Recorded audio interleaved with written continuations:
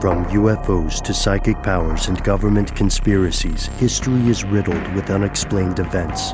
You can turn back now or learn the stuff they don't want you to know. A production of iHeartRadio.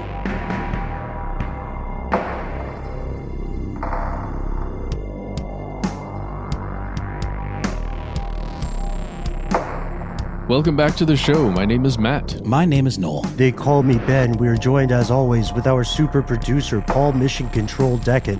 Most importantly, you are here, and that makes this stuff they don't want you to know. Now, we've been opening at times with a Twitter roll call or a shout out on social media. Today, we wanted to do a very special version of that, and it's one that's timely and it's one that is important. So, Blows of Mercy approached me on Instagram and I believe also called on the phone number. Is that correct, Matt? Yes. This person left a message with a very similar message that she left to you on Instagram. Mm-hmm. I guess let's call this person Blows of Mercy for now. Yeah. And Blows of Mercy, I sent you guys a screenshot so we could all be looped in before we were on air, raised a point that I think a lot of us in the audience have heard about recently, and it's a disturbing one. It's worth a PSA. We'll read this if that's all right. I think you guys have a copy of it too. Blows of Mercy says, the xenophobia happening during this outbreak is really affecting my quality of life. I haven't been back to China since 2006. Not that anyone random would know, but it hurts to still be yelled at. Could you guys maybe just remind people that Asians are not the virus? We aren't to blame. The Chinese government screwed up, not us. Hearing the attacks happening on Asians lately literally scares me for being me. People's lives are being upended, and I understand the outrage. It just sucks that it's been blamed on an entire continent. Thanks again. And have you guys been seeing some of the reports in the news about that here in the States? Yeah, just like the kind of alarming uptick in racially motivated attacks and verbal abuse at the very least, and definitely seeing some people that are actually getting accosted physically. Yeah, and this person, I called this person back and we had a brief conversation about this, but one of the things that they expressed was just the fear of going anywhere, stepping out of the house and looking the way you look just because of the way you look and being subject to this kind of discrimination. And then adding and compounding to that, wearing a mask the way we were told to wear a mask and the way that it's been recommended for us to do so, it just kind of adds to that. Yeah, it's definitely something we should be thinking about and just make sure we're not a part of the problem, right? Yeah, and a lot of our fellow listeners and fellow conspiracy realists here aren't going to have that kind of lapse in critical thinking. You know what I mean? It reminded me a little bit about a few years ago. You guys remember the boycotts of Chick-fil-A, which is a tremendously popular chicken joint down here in Southeast United States. Because of their anti-LGBT legislation and the enormous amounts of money that they would donate every year, people started boycotting Chick-fil-A, as is their right, and they started protesting it, as is their right. But there was this video that went viral of this guy pulling up to a Chick-fil-A drive-thru in a car and just screaming at this cashier who couldn't have been more than like 16, and he was saying like, you did this and you hate people and you're over, and she's like so confused, she's almost about to cry. She's literally a teenager who's probably, I don't know, trying to save up for a video game console or a car. So I think that it's easy. It's a design flaw in the human brain that makes it so easy for us to project our big fears onto helpless people and onto innocent people who are in no way responsible. And it's not even like a left or right thing. But if you're seeing that kind of stuff in your neck of the woods, let us know, because we can guarantee you, if there is some sort of mastermind behind COVID-19, it's not the person that walked into Target in front of you. Like 100%. You have our word on that. Well said, Ben. So thank you for writing to us and just making that point and calling and leaving that message and for speaking with us. So just let's keep that in mind as we keep going throughout this episode and as we keep living our lives. Right, because we are, aren't we? We are living our lives. Here we are again. Hopefully one of your favorite conspiracy shows, mid-pandemic. We hope you're well. Matt, Noel, I hope you guys are doing well. Today we're looking at another crisis. It's a deeply disturbing and sadly somewhat obscure practice that continues to affect the United States and multiple other countries in the modern day. Think about it this way. What would you do if one day your government snatched your children away from you, kidnapped your children, for the express purpose of teaching them to forget where they came from and what their identity was? Just keep that in mind. If you have kids that you're close to in your life now, keep that in mind as we explore today's episode. Here are the facts. So I think we all pretty much can accept the notion that European expansion really changed the world and made the world feel like sort of a smaller place, I guess. While Canada, the United States, and Australia are today considered part of the Anglosphere, ancient cultures existed in the American and Australian continents for millennia before the arrival of any of these interlopers. And the arrival of a lot of these outsiders completely changed the fabric of the cultures of the pre-existing native empires, which had been building for thousands of years in many cases. Yeah. And this might sound like something from a dusty history book in some neglected corner of your local library, but history is alive. Right? History is alive and it's reactive. And William Faulkner was right when he said the past is not past. The consequences of this expansion carry on to the modern day in numerous ways. And when we talk about the effects of the expansion here in the U.S., we can easily see the past through the current and frankly, the disturbing statistics. Like all we have to do to set the stage here is look at the statistics about Native American income, health, and education here in the U.S. And it's dire. It's improving now, but it's dire. Native Americans are one of the most economically impoverished populations within the United States. And well, let's just look at the most recent year available when we're talking about income here. As of 2015, the median household income for a household that is identifying as Native American, it was $37,227. So that's median yearly household income. And you compare that with the nation as a whole, which has a median household income of $53,657. There's another thing here that it's changing as the day goes, especially as we're dealing with this new crisis. But Native Americans, in 2015 at least, have the highest unemployment rate, and it's 9.9% in 2015. That's the highest of any racial or ethnic group or identifying ethnic group within the United States. And it's important to remember we're talking about income because income, like education, is a powerful predictor of health and life expectancy. And this income disparity has some pretty profound consequences for the health and well-being of people in the Native American population. This population also has a higher proportion of people who are living in poverty. 28.3% of people identify as Native Americans live in poverty, and that, compare that to 15.5% of the total population. So it's outsized, it's larger proportionally. And just while we're on that subject of income and unemployment within Native American populations, I'd love to talk just briefly about this documentary that I watched in preparation for this called Little Dream Catchers. You can find it on YouTube right now if you search for it. It deals with a single population. It's in Minnesota. It's called the White Earth Nation, and it's a reservation there. And one of the main voices that you listen to in this is Irma J. Weisner or Visenor. I don't know how to pronounce it correctly. She's a former White Earth Nation chairwoman, and she's got a pretty powerful quote here talking about this subject. During the Great Depression, when unemployment was 27%, there was an outrage in this country, and yet we have a Great Depression every day, year in and year out.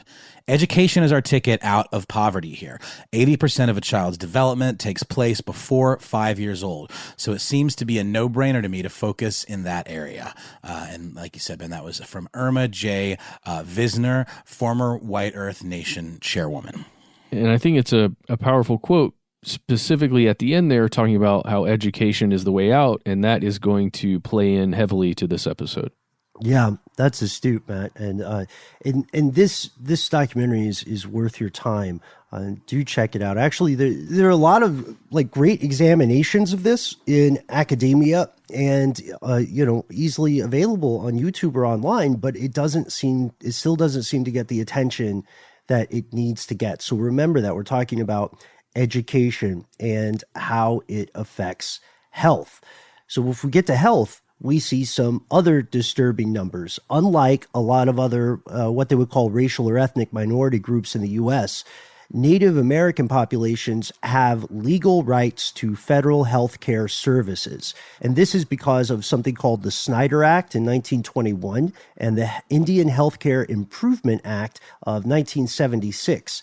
Together, those sort of like Voltron up and form the legislative authority for the federal agency that we call the Indian Health Service today. So one would think, if we just knew that there would be maybe better health in general in this population because of the guaranteed right to federal health care, which, as many people know, especially recently, most Americans don't have. So the problem is this has not erased the stark disparities in health. Native American populations, including natives of Alaska, today have a life expectancy that's about 5.5 years less than all of the other populations of the U.S., however you want to slice them. That's 73 years to 78.5 years, respectively.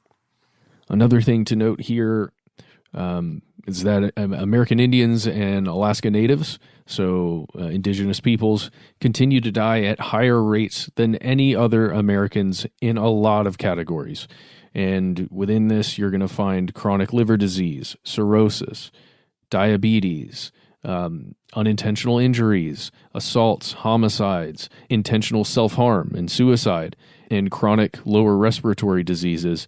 And that's not even to bring in the drug issues within these populations because of other socioeconomic issues that lead to a lot of these conditions. Yeah, I mean, it's the same kind of things we see in a lot of impoverished parts of the country where, things like opioids take hold or things like methamphetamines. I mean, it's definitely more prevalent in areas that are economically depressed because along with being economically depressed often comes being psychologically depressed, and people are looking for an escape, and these things can take hold and further ravage those communities. And we have another set of findings from the 2010 National Intimate Partner and Sexual Violence Survey that showed relative to white women, Native American women are 1.2 times more likely to have experienced violence in their lifetime.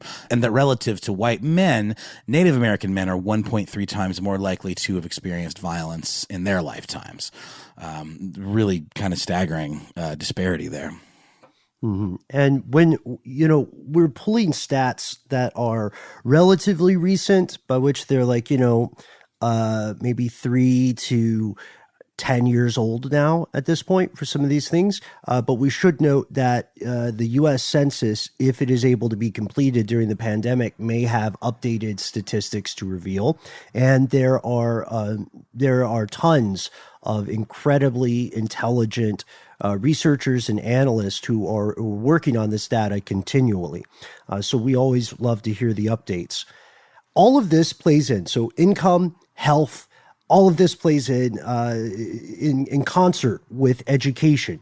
The U.S. educational system, this should not be a spoiler for anyone, has historically been a source of tremendous discrimination and, in a lot of cases, trauma for the Native population in North America and Hawaii. And even today, multiple reports will say that educational progress for Native Americans still lags behind that of other demographics. There was a report that came out in 2012 from the National Center for Education Statistics that said that Native American populations have the highest high school dropout rate in the country. And that was at 14.6%. But while these statistics are disturbing, and you should be disturbed by hearing them, you have to keep in mind they only paint a small part of the portrait here, because you see the effects of education on these populations have a secret history. They have a secret damning history, and it's one that a lot of factions, people in past administrations, a lot of people in government today don't really want you to pay too much attention to. What are we talking about? We'll tell you after a word from our sponsor.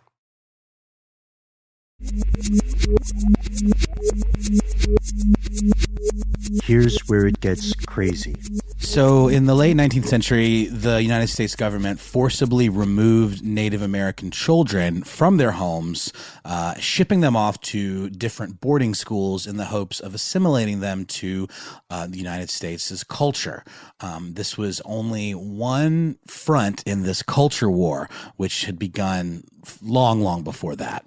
The precedents were the idea of the forced assimilation that functioned in concert with forced removal from native land. It's the same way that the Minnesota Historical Society puts it.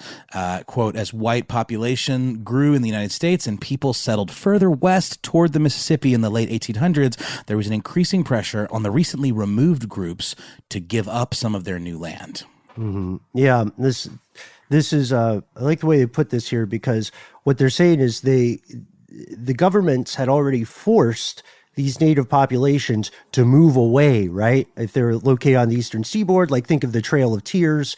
And then in the late 1800s, they said, well, we've got more European descended people who want to branch out in this area. So let's get these people to move again. Now we want the land that we gave them earlier. In 1830, the U.S. forced Native Americans to move west of the Mississippi to make room for that expansion you mentioned, Noel, in what they called the Indian Removal Act.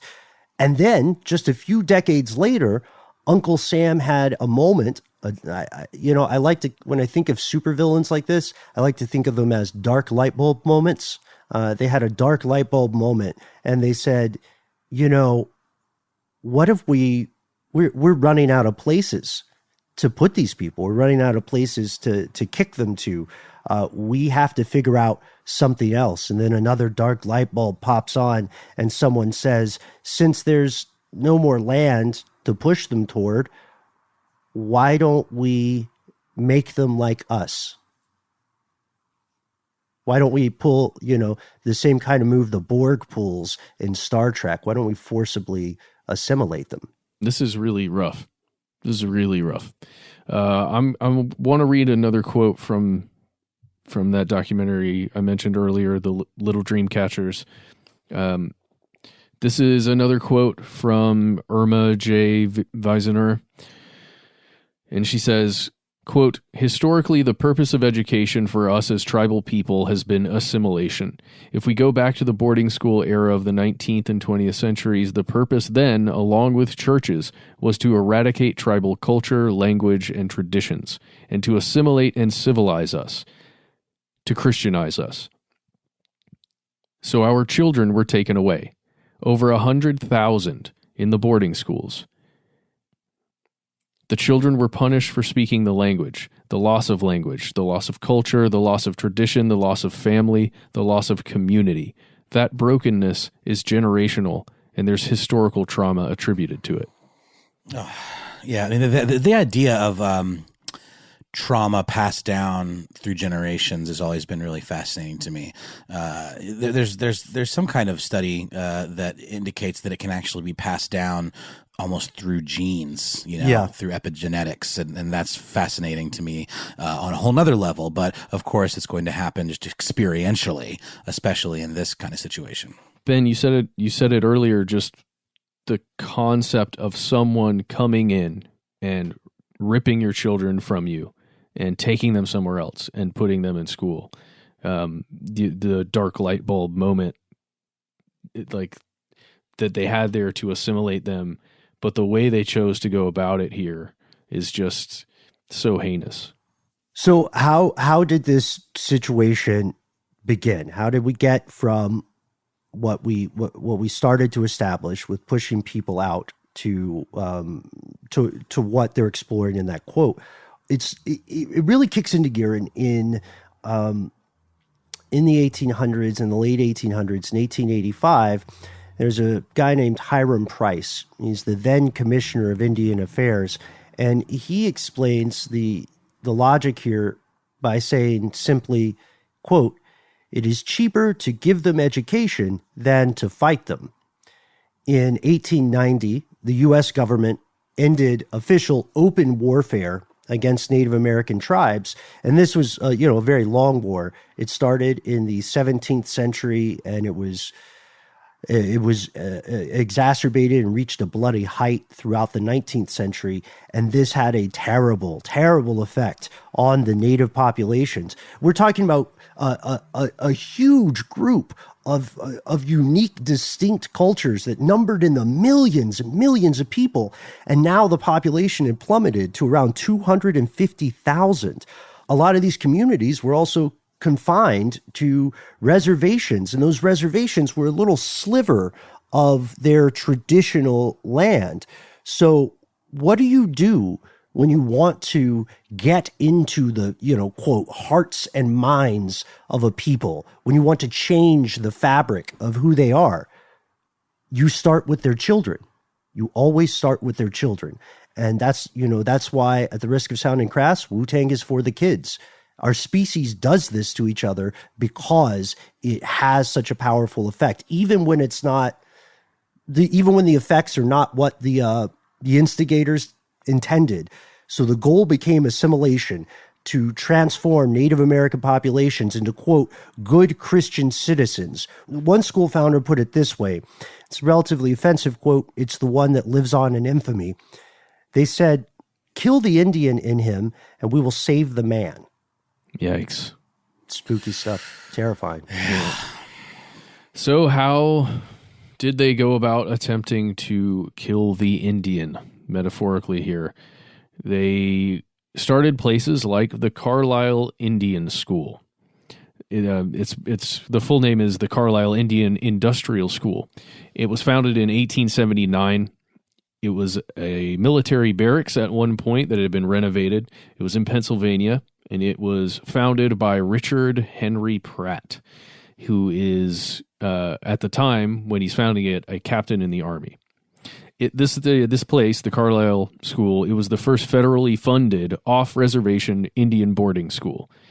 And it's the thing that it became the model, basically. Mm-hmm. Yeah, we should note, too, that Pratt, who later went on to become a general in the Army, he considered himself somewhat progressive. And a lot of the people, a lot of the European American population that supported these schools also considered themselves progressive. They said they thought they were saving people. They thought they were working toward a greater good. And we know how that usually turns out. Carlisle said that he said something that sounds respectable at first. He says, look, Native Americans are equal to European Americans.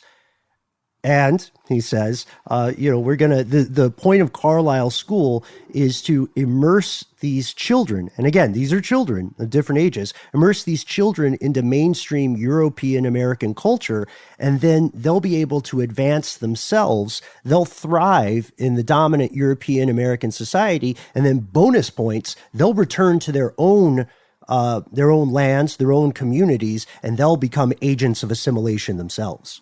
Which is particularly Borg-like if you really think about it through the lens of it being a kind of pernicious thing that's being done, as opposed to this whole magnanimous lens of looking at it. If anyone out there wants an extra deep dive into some of this stuff, our sister podcast, Stuff You Missed in History Class, has a great episode about the history of Indian schools, just as a concept, and recommend that as a little bit, more of a, if you want to take this information a little further. So Carlisle's school became the model for 26 Bureau of Indian Affairs boarding schools in 15 states and territories, plus hundreds of private boarding schools sponsored by religious denominations. Over time, the school would become home to over 10,000 Native American children from 140 different tribes. And it was by no means the only one of its kind. Missionaries had been doing something similar for centuries, to your point, Ben, earlier, across the world, under that guise of saving people, saving the, converting the heathens or whatever, the unwashed masses or whatever. I mean, this whole idea of we're doing you a solid. You should appreciate this. The battle for hearts and minds, really.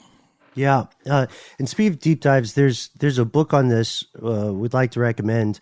It came out back in 2006. It's called Children Left Behind, The Dark Legacy of Indian Mission Boarding Schools by Tim Giago. So Giago. So do check that out. But do be warned that these are not pleasant afternoon podcast or books. You will probably not be in a good mood after you read them, and you shouldn't be.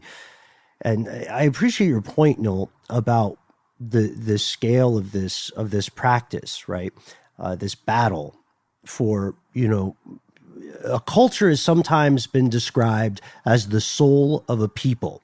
So in a metaphorical way, this is a battle for the souls of these communities. We want to pause for a word from our sponsor, and then we're going to return and give you a sense of the scale here and a sense of the day-to-day experience of these children.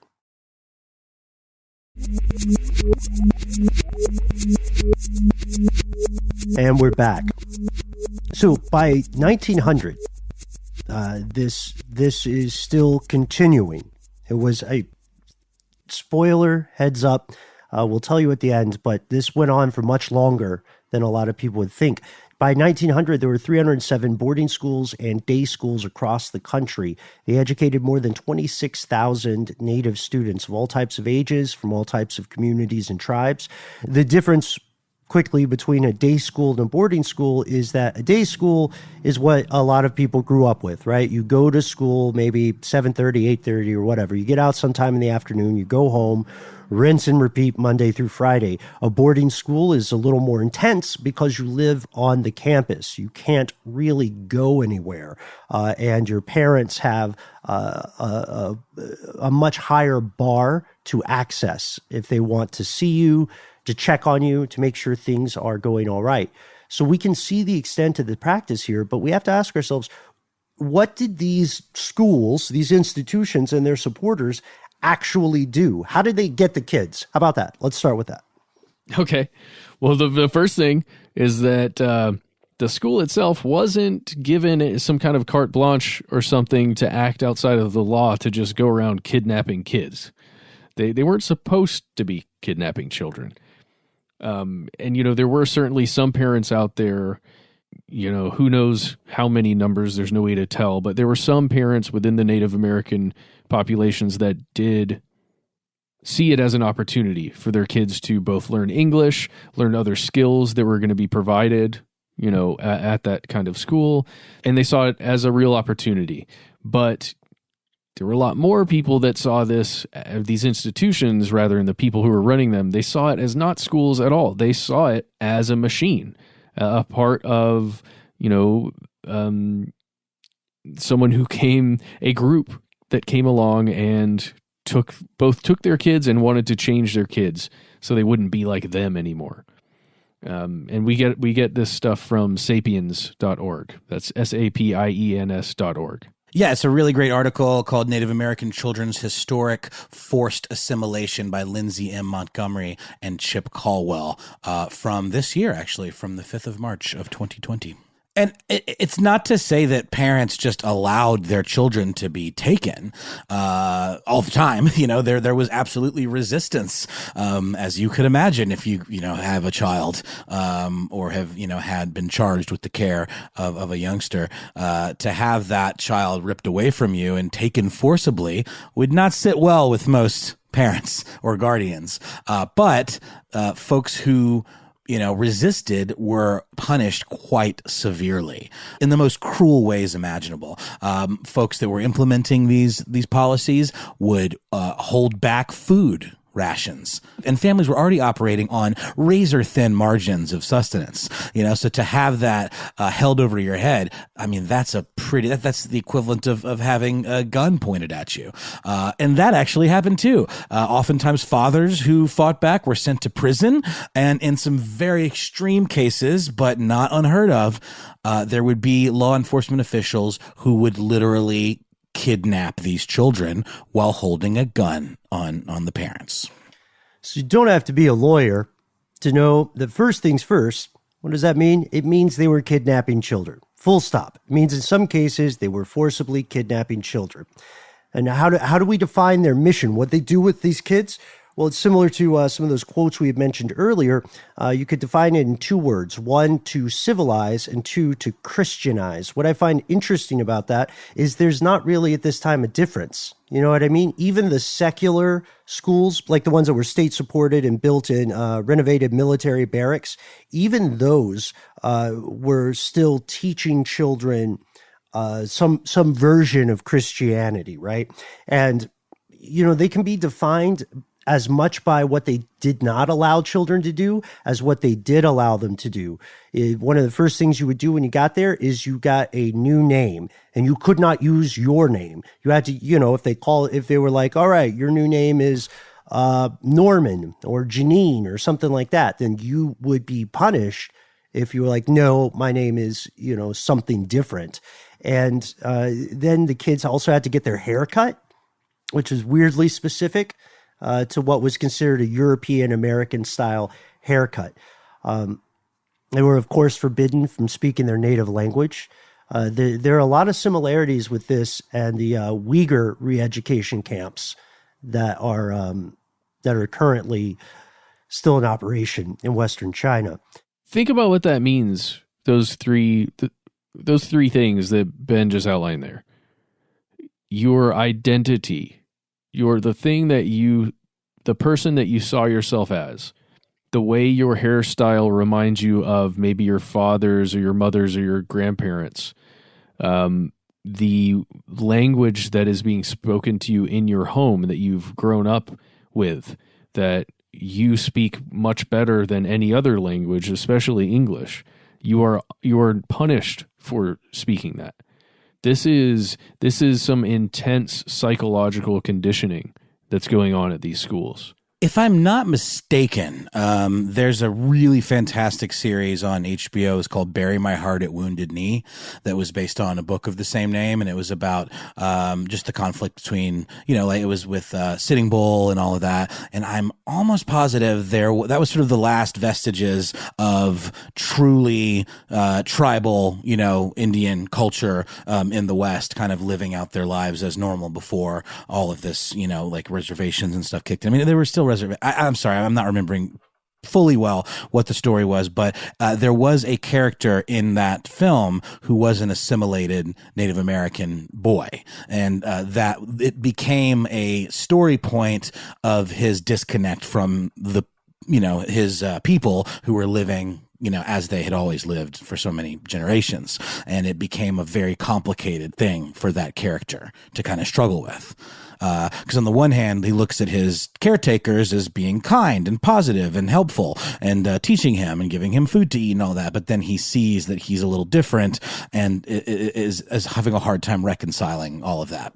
I wanted to, if possible, bring in another quote here before we get into some of the more physical dangers that the children had to face in these places, if that's okay. It's just another quick quote from that documentary. And this quote comes from Barb Fabre, Fabre. She's the director of the White Earth Child Care Center there on the reservation. And in her quote is, "Many children were ripped from their families, loaded onto trucks, and not seeing their parents for years. We're talking generations where parents couldn't be parents. And so now you're seeing parents who maybe don't know how to parent because they did not receive parenting." And I think that really is a heavy concept to think about here, but just being taken away from your family like that, having your identity completely removed, and then going back home at some point and not really recognizing yourself or your immediate family because of the way you've been changed. Mm-hmm. And that was one of, that's the thing, like the old programming joke. It's not a bug. It's a feature, right? This was purposeful. And at this point, we don't want to be too incredibly graphic, but as you might expect, there was a wealth of abuse that occurred here, as well as death through neglect. There are multiple documented cases of physical abuse, of forced manual labor, of sexual abuse with children as young as 9 years old, and then, of course, emotional abuse. How could it not be an emotionally abusive situation for a kid to be forced to do these things? And many of those documented cases come from the church-run institutions, but that by no means is meant to imply that the quote-unquote secular institutions were any better. One interesting thing that bears thinking about is that due to the living conditions, these children were also exposed to diseases that could sometimes be fatal, like measles. There's this article in The Atlantic that came out last year, Death by Civilization, by Mary Annette Pember. And Mary Annette Pember is the daughter of a woman who was forced to live at one of these boarding schools. And in her conversations with her mother, she learns, like her mother says, education was something that was done to us, not with us or for us. And one of the things that really hit home for me is that she described a culture of pervasive physical and sexual abuse at the school. Food and access to medical care were sometimes denied as punishment, and they were scarce to begin with. And because of that, whether through violence or neglect, many children died, and sometimes their parents, especially at the boarding schools, only learned that their child had died after the kid had been buried in a school cemetery, some of those graves are unmarked, I believe, today. And done generally in the Christian tradition. So probably not in any way the traditions that have been used by the Native American families. Yeah, and that can be a real deal breaker, culturally speaking. I mean, that, they would really truly believe that individual's soul did not end up where it needed to go in the afterlife that goes along with their belief system. So in a way, it's a form of like psychological terrorism. I mean, I know it wasn't looked at that way, but it is truly a absolute bastardization of people's most sacredly held beliefs, and it's just. I can't wrap my head around it. It's just a total myopic worldview that just bugs me in general. When people are so hung up on my way is the only way, no one else can have their own ideas, their own beliefs, that just really is one of my biggest pet peeves of all of this kind of stuff. Yeah, well said. This practice, again, is continuing in the 1900s, so into the 20th century. As a matter of fact, it was continuing less than a century ago. In 1928, this thing comes out called the Merriam Report. This is the first semi-comprehensive study of conditions for Native people since an earlier, I think, 6-volume report that came out in the 1850s. So it's been decades and decades. And they are issuing a criticism and a condemnation of situations at these schools. One of the big things is they said, infectious disease is widespread, not just because of overcrowding, but because these kids are malnourished. There aren't good sanitary practices in place. The staff isn't keeping up what we would consider safety standards for a school nowadays. And the kids were weakened by overwork. Like at Carlisle Indian Industrial School, these kids were working. You know what I mean? They weren't just being forced to learn scripture and stuff.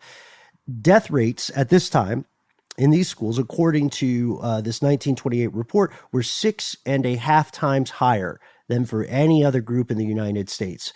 And this this is where we get into maybe some conspiratorial territory, because you have to wonder how much of this was purposeful, how much of the was any of this like designed to slowly kill actual people instead of just their culture.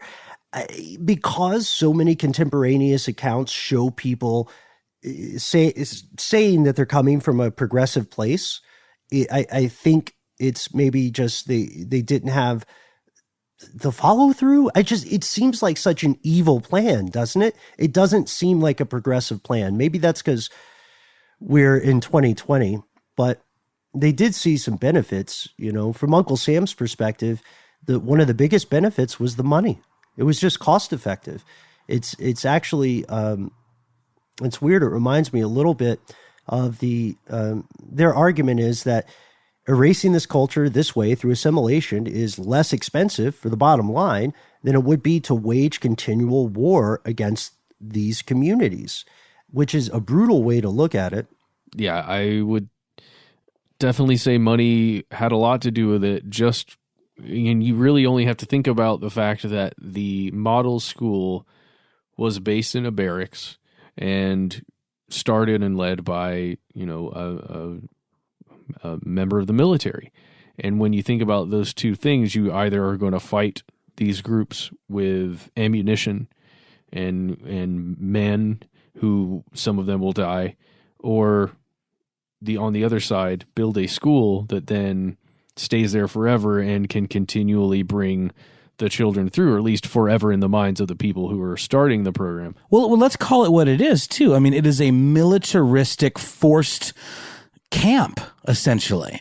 I mean, it's not a labor camp, but it is a camp of forced something. They're not forcing them to labor on behalf of the military, but they're forcing them to become a thing that then can be used later by the military. And it's even more pernicious because it's happening without these children's consent, of absolutely without the consent of their parents. And then they're turning them into a pawn in their great game. Yeah. Yeah. It's absolutely true. This idea, this incredibly cold, almost reptilian concept of the bottom line reminds me of another argument that we can make about the current prison system in the United States. Did you know? I don't know if people check. I know that we talked about this maybe years ago, but it is so much cheaper to send a kid to college than it is to send them to prison. It's absurd. Yeah, and the benefits to society are substantial and measurable. Well, it depends on how you want your society to look, because that kid that goes to college becomes a weapon of change, a weapon of, being able to bring other people into a better understanding of the situations that all of us find ourselves in. Right. I think you're drawing a line of comparison there with prison populations and perhaps, let's say, non-white people who are in prison. Anyone who finds themselves to be brown or black. We've talked about this, as you said, Ben, and it feels very similar to this. I'm feeling a lot of connections here to the modern day Nixon and Reagan stuff that we've talked about. And by the way, I don't know who it was that said it, but a friend of mine said during this COVID situation that we're dealing with right now, they need to just let all the low-level offenders just out of prison because they're essentially, being condemned to potentially death from being in these prison populations and getting this disease. Yeah, I think I know for sure some countries have released exactly what you're describing. Your friend's describing low-level prisoners. I think I want to say that some U.S. areas have done it, but I don't have confirmation. And I see exactly what you're saying, because for a lot of people, I don't know, it's weird. Like Harvey Weinstein managed to get special treatment in prison, right? Because of the COVID-19 concerns. Did you guys hear about that? I mean, like he wasn't already going to get some special treatment, but it doesn't surprise me. Yeah. Yeah. Because he's so old and frail and like, oh, poor Harvey, Oh my gosh. Yeah. How do judges feel, when they see people like that walking in suddenly on a walker? I don't want to sound cold. No, it reminds me of the ambulance chasers who put a neck brace on their clients, to get some goodwill points from the jury or whatever. It's such an old con that you'd think judges would just roll their eyes at it immediately, God, yeah. But yes, you're absolutely right. Your friend's absolutely right. The situation with the pandemic in prisons, it's a powder keg. It's waiting to explode if it hasn't exploded already. And there are riots happening over it here in the U.S. In prisons. So we talked about the benefits to the U.S. government for this practice, what they saw as the benefits. They thought, just like we were talking about earlier, the idea was for the children to study there and then go back to their community and change. But this theory didn't account for the intense PTSD these kids would experience. It didn't account for how disconnected and alienated they would feel from their communities. It also clearly, it irreparably weakened the family structure. You know what I mean? Like imagine you're like an elder kid in your family, and you get kidnapped, and you're there for a few years. You survive. You come back, and there are two more kids, right? And those kids, let's say they're both like 4. They have no idea who you are. You're maybe a name that they've heard, but you've grown up now for years being forced to answer to Andrew or something, right? This is damaging. Yeah, and not to mention can you imagine how powerless and just emasculated you must feel as head of the household? I say emasculated because obviously the head of the household, in these days would have been considered the male, but the ability to not be able to protect your children. That has serious psychological implications over time, and it leads to the kind of things we're talking about with the drug abuse problems and the suicidal ideations and just the generational mental health issues that go along with these communities. I mean, it really is a precedent that started farther back than even this, obviously, but this sure is a biggie. I can't imagine. And now we want to answer the question that we alluded to earlier in the episode. When did this grim practice end? We haven't really talked about it. And that's because it wasn't until the late 1970s that Congress finally outlawed the forced removal of Native children from their families. 1970. Some of our fellow listeners are alive when that happened. The late 1970s. It's insane. That's just a few years before some of us were born. History is not over. And now, even now, like it's understandable that historians are still working to gauge the full extent of the damage wrought by these programs, and they're still discovering bodies of children. Yeah, on August 7th, 2017, the United States Army, same group that, helped begin these schools, they began exhuming the graves of the bodies of 3 children who originated from the northern Arapaho tribe. These 3 children died at that Carlisle Indian Industrial School in the 1880s. The children's names were Little Chief, Horse, and Little Plume. And those names were not the names that they were called while they were at the school. Those were their actual names. Can you imagine being denied your name? I mean, we take it for granted, but it's such a... we live with it. And then if one day someone said, you're not Noel anymore, you're something else that I say you are, it's a powerful psychological tool to remove somebody's name. It's the same as giving someone a number, in a prison system or whatever. You are making them your slave, essentially, or at least at the very least you are making them an other, and you are above them, and they are now your property, and you tell them what to do, and they jump when you say jump. It's really to do this with children is the thing that really it's just unconscionable. I would say definitely with children. I think it's disgusting to do it with people. Like if you give someone a nickname they don't like, or they say, don't call me that, like sometimes I'm very careful when I meet people to, if they have a name that has a couple of common derivations, even if it's just a small thing. And I want to ask them, what do you want to be called?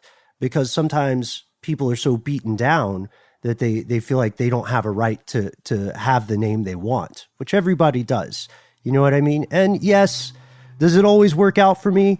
No. I met some guy in his 50s one time who wanted to be called like Snakebite, but that was his choice. And I'm not in charge of his life. So Snakebite, if you're listening, I hope you're having a great day. We see you, Snakebite. Yeah, there we go. We see you. And we know that this is a very,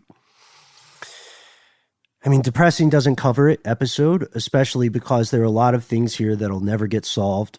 We'll understand more about the extent of the consequences and the fallout from this practice, but we'll probably never know the full extent, the full human extent of it.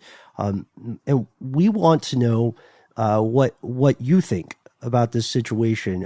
Is there even more to the story? What discoveries are going to happen? If you are listening and you're not in the United States, have you experienced things like this, or do you know of things like this in your country or your region's past? If you are listening and you are in the U.S. and you have personal experience with this, what steps do you feel that the government has taken to address this, and do you feel those steps are adequate? If not, what should be done? We want to hear from you. One thing I would like to point out here is that documentary that I keep bringing up, because really it's one of the main things that really touched me when I was prepping for this episode. They're at the White Earth Nation in Minnesota, at the reservation there. One of the strategies they're taking is to use education to bring children of very young ages, at least introduce them and bring them back into the culture of their ancestors just a little bit, or as much as they can. So doing a lot of the old traditions, speaking the language and learning the language when in school. And, for them, it seems to be having a very positive effect on this new generation who will eventually be the leaders, whose parents maybe have had to deal with the immediate fallout to these schools and to the elimination of culture and tradition. So I would just say, I think that is one way forward, at least for some of the Native American populations within the U.S. Well said, Matt. And thanks for ending us on a positive note today. As we said, or as positive as one could be in this situation. As you said, we want to hear from you. We hope this episode finds you well, regardless of where you live, and regardless of which room you find yourself stuck in today. Let us know your thoughts and speak with our fellow listeners. You, specifically you, are the best part of this show. You can find us on Facebook. You can find us on Instagram. You can find us on Twitter, not just as people, but as individuals. Yeah, if you want to find me, I am exclusively on Instagram at HowNowNoelBrown. As the cabin fever is setting in, I'm finding more random things to post. Made some tie-dye t-shirts with my daughter the other day, and that was a delight. And then we also made some homemade chapstick because the madness has truly taken hold, my friends. You can find me, Matt Frederick _iHeart, something to that effect. Good luck to you. If you can find it, you've won. What do they win, Matt? What do they win? You just win because you looked for something that you didn't need to, and you won't find anything new there, but you still took the journey. You win a sense of accomplishment. That's right. You can also find me on Instagram. I'm at Ben Bolin. You can find me on Twitter at Ben Bolin HSW. You can turn off the lights in a room with a mirror and just say some stuff a few times. We'll see what happens. Schedules are busy. If you don't like to mess with social media, boy, do we have good news for you. We have a phone number. Yes, it is 1-833-STDWYTK. Give us a call. Leave a message, and we will be listening to it. We've all got the login. We're all in there now. It's not just me anymore. And we've been downloading a ton of messages, writing out who you are, what you've said. We're pretty excited. We're going to be diving into it pretty soon. And if you don't want to do any of that stuff and you just want to, communicate with us the old-fashioned way, no, don't send us a letter. You could if you wanted to. We don't really give out a mailing address. You could find that, though, if you really did some digging. That'd be another fun scavenger hunt for you to do. But you can send us a good old-fashioned email. We are conspiracy@iheartradio.com.